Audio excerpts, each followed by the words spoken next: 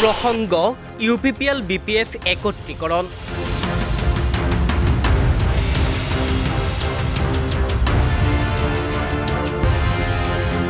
একত্ৰীকৰণৰ প্ৰসংগক ABSUৰ সভাপতি দীপেন বড়োই সমৰ্থন দিয়াক লৈ চোকা সমালোচনা BTRৰ EM অৰূপ কুমাৰদেৰ। আঞ্চলিক দলতকৈ ৰাষ্ট্ৰীয়তাবাদী বিজেপি দল বহু ওপৰত। দীপেন বড়োৰ দৰে নেতাৰ মন্তব্যত বৰ বিশেষ গুৰুত্ব নিদিয়ে বিজেপি দলে।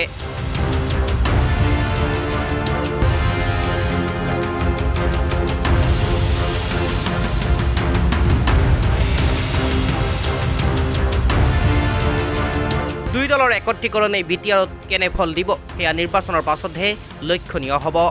BTRত কাৰ চৰকাৰ গঠন হ'ব সেয়া দীপেন বড়োক কৈ লাভ নাই। ৰাইজতকৈ দীপেন বড়ো কোনো গুণে শ্ৰেষ্ঠ নহয়। হঠাৎ এনেদৰেই ABSUৰ সভাপতি দীপেন বড়োৰ বিৰুদ্ধে সৰব হ'ল BTRৰ কাৰ্যবাহী সদস্য অৰূপ কুমাৰ দে। ৰৌতাৰ বৰজাৰস্থিত পাগলা বাবা আশ্ৰমত উপস্থিত হৈ পুনৰবাৰ মুখ্যমন্ত্ৰীৰ একলা চলো নীতিৰ প্ৰসংগ উত্থাপন কৰিলে নেতাগৰাকীয়ে, যাৰ জৰিয়তে নেতাগৰাকীয়ে দিলে 2025ত বিজেপি অকলে নিৰ্বাচন খেলি BTR দখলৰ হুংকাৰ।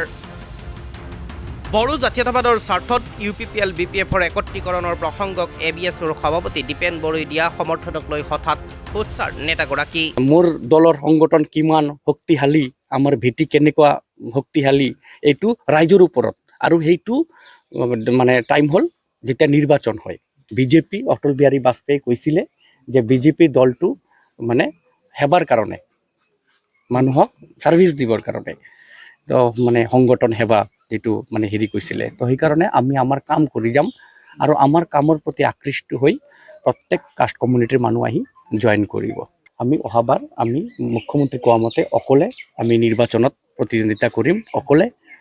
আৰু ৰাইজৰ মনত আমাৰ BTRৰ বহু কেইটা দলৰ চিন্তাধাৰাটো অলপ বেলেগ। তেওঁলোকেও ভাবিব লাগিব আৰু ভাবিব যে বিজেপি কিমান শক্তিশালী BTRত, এইটো অহা দিনত গম পোৱা যাব। BTRত কাৰ চৰকাৰ গঠন হ'ব সেয়া দীপেন বড়োই কৈ লাভ নাই।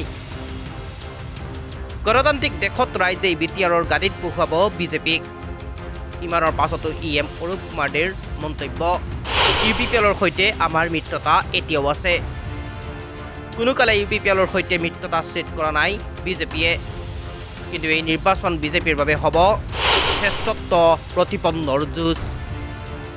সি যি কি নহওক 2025ত BTR দখলৰ বাবে কোনো ধৰণৰ ক্ৰুটি এৰি দিয়া নাই বিজেপিয়ে। এতিয়া প্ৰশ্ন হৈছে, বড়ো জাতীয়তাবাদৰ স্বাৰ্থত UPPL BPF একলগ হ'লে ক্ষতি হ'ব নেকি বিজেপিৰ? দীপেন বড়োই কোৱাৰ দৰে BTRৰ ৰাইজে বিচাৰে নেকি মাথো জাতীয়তাবাদী দল? 2025ত BTRৰ ৰাইজে ৰাষ্ট্ৰীয়তাবাদী দলক BTRত দিবনে স্থান, সেয়া লক্ষণীয় হ'ব পৰৱৰ্তী সময়ত। চিপৰ কথা নকওঁ, মই এজন শিক্ষিত ল'ৰা, পঢ়া শুনা কৰি ডাঙৰ হোৱা। তো মই সৰু থাকোঁতে এটা গান শুনিছিলোঁ, আৰু যোনে গানটো লিখিছিলে তেখেত আছিল বিশ্বকবি ৰবীন্দ্ৰনাথ ঠাকুৰ। তেখেতৰ এটা গান যিটো ৱৰ্ল্ড ফেমাছ, চবেই গম পায়, প্ৰত্যেক কাষ্ট কমিউনিটি গম পায়। গানটো হ'ল যদি তোৰ ডাক শুনে কেউ না আসে তবে একলা চলৰি। তো এই গানটোৰ লগত এইটোৰ অলপ মিল আছে। সেইকাৰণে আমি অহাবাৰ আমি মুখ্যমন্ত্ৰী কোৱা মতে অকলে আমি নিৰ্বাচনত প্ৰতিদ্বন্দ্বিতা কৰিম, অকলে। আৰু ৰাইজৰ মনত আমাৰ BTRৰ বহু কেইটা দলৰ চিন্তাধাৰাটো অলপ বেলেগ। তেওঁলোকেও ভাবিব লাগিব আৰু ভাবিব যে বিজেপি কিমান শক্তিশালী BTRত, এইটো অহা দিনত গম পোৱা যাব। এইটো আমাৰ লগত এই কথা নাই যে কোনে কাৰ লগত লগ হয়। আমি আমাৰ কাম কৰি যাম, আমি আমাৰ দলক আগবঢ়াই লৈ যাম। আৰু আমাৰ দলৰ যিটো মানে আইডিঅ'লজি, যিটো আমাৰ দলৰ ফিলচফি, এইটো চবেই ভাল পায়।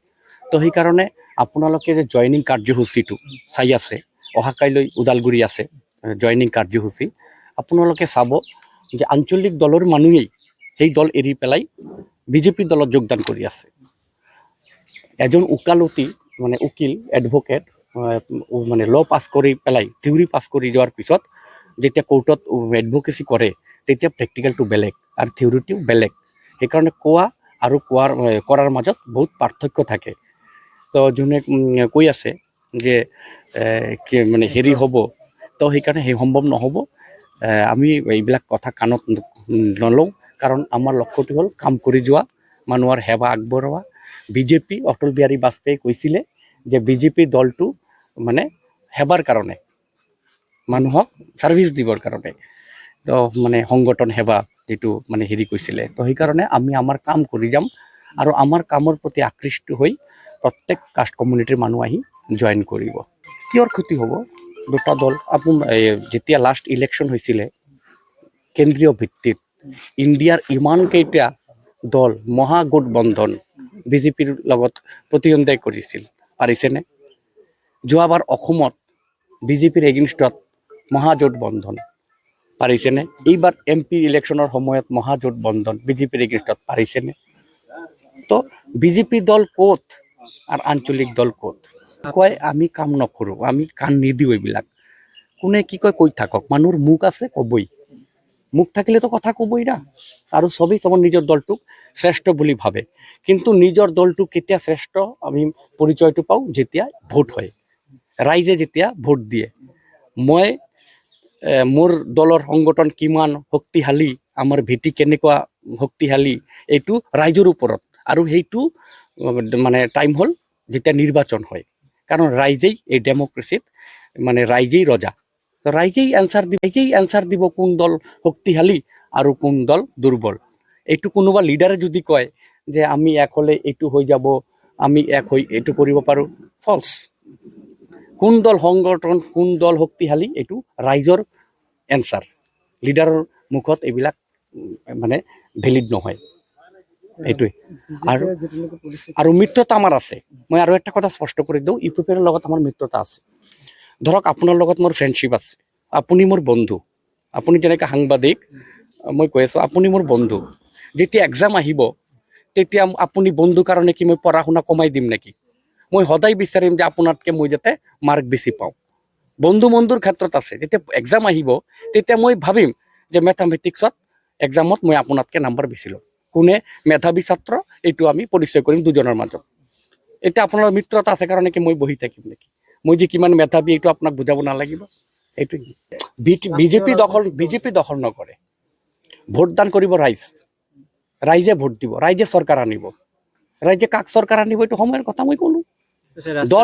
দল মানে কি? দল মানেই চৰকাৰ মানেই দল, আৰু দল মানেই ৰাইজ মানেই দল। তো চৰকাৰ বিজেপি দখল কৰিব না কি কৰিব সেইটো মই ক'ব যোৱা নাই। মই কৈছোঁ যে ৰাইজে বিচাৰ কৰিব কাক BTCত আনিব। এইটো time will speak in perfect time that which government will rule in BTC upcoming 2025. Thank you. News desk, Pratidin live.